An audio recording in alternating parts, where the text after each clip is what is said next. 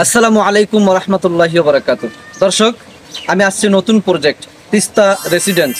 তিস্তা রেসিডেন্সে আমরা জমির share booking দিচ্ছি।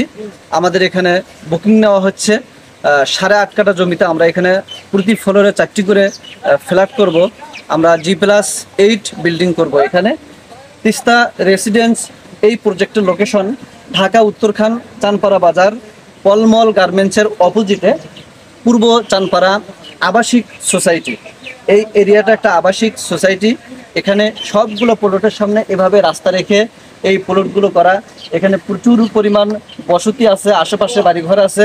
আমি আপনাদেরকে এই তিস্তা রেসিডেন্স, আমাদের যে নতুন প্রজেক্ট, সেখানে বালু ফেলানো হচ্ছে, এই দৃশ্য আপনাদেরকে একটু দেখানোর জন্য চেষ্টা করব ইনশাআল্লাহ।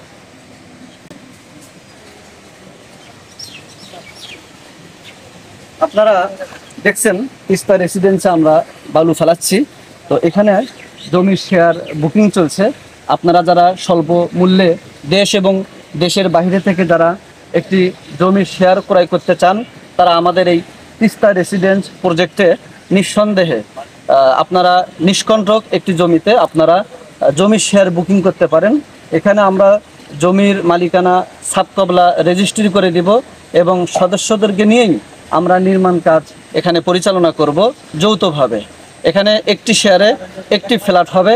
একটি ফ্ল্যাটের মধ্যে 3টি বেডরুম থাকবে, 3টি বাথরুম থাকবে, 3টি বারান্দা থাকবে, ড্রয়িং এবং ডাইনিং রুম থাকবে, একটি লিফট এবং একটি সিঁড়ি, সেই সাথে নিচতলা পার্কিং থাকবে শেয়ার ভিত্তিক।